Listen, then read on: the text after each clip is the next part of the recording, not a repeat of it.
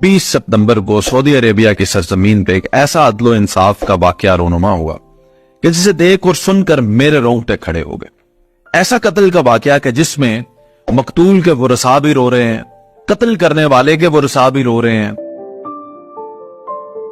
जो फांसी लग रहा है सजाए मौत की जिसको सजा है वो भी रो रहा है, पुलिस वाले रो रहे हैं, मीडिया वाले रो रहे हैं, इर्द गिर्द जितने लोग जमा है वो रो रहे हैं, पूरा मुल्क रो रहा है, लेकिन सजाए मौत की सजा मुकम्मल हुई।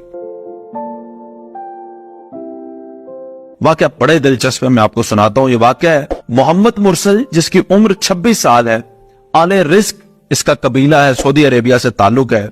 किसी महफिल के अंदर मामूली मुठभेड़ में अपने ही कजन की जान चली जाती है, इसके हाथ से कत्ल हो जाता है मोहम्मद मुरसल से।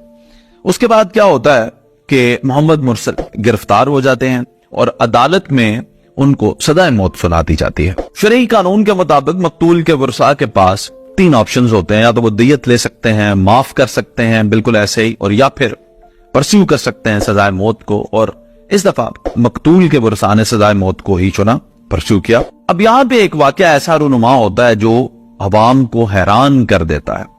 आले रिस्क कबीले के तमाम लोग, बच्चे, बूढ़े, बुजुर्ग, औरतें, सब मिलकर उस कबीले में जाते हैं जिस कबीले का शख्स कत्ल होता है, और उस कबीले में जाके उन तमाम लोगों के सामने अकल कहते हैं उनकी जो होती हैं पगड़ियां, वो पगड़ियां उतार के चादरें और जुब्बे जो उन्होंने पहने होते हैं वो सब उस कबीले के लोगों के कदमों में रख देते हैं।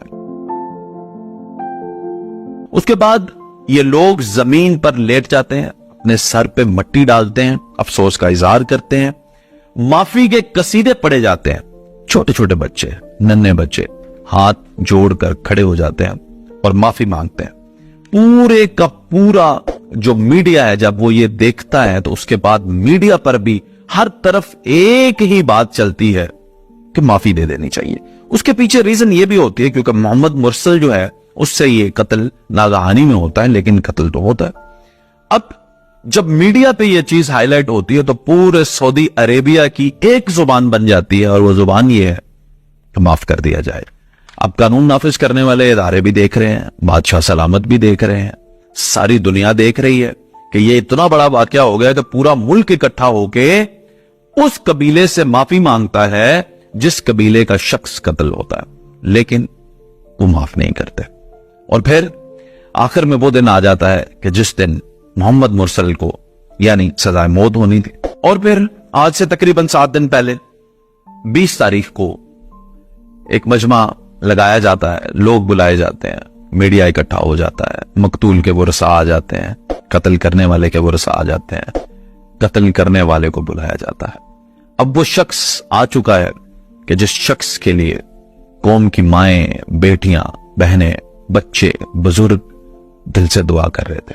हर शख्स की यही दुआ थी कि इस शख्स को माफ कर दिया जाए।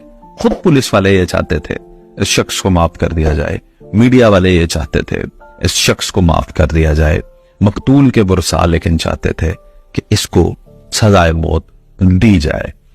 अब उस प्रोसेस को शुरू किया जाता है। जैसे ही वो प्रोसेस शुरू होता है, जिसे हम सजाए मौत का प्रोसेस कहेंगे, तो उस वक्त मीडिया के लोग रोना शुरू करते हैं, पुलिस वाले रोना शुरू करते हैं, मजमा रोना शुरू करता है, हत्ता के मकतूल के वरसा भी रोना शुरू कर देते हैं, लेकिन सजाए मौत होती है।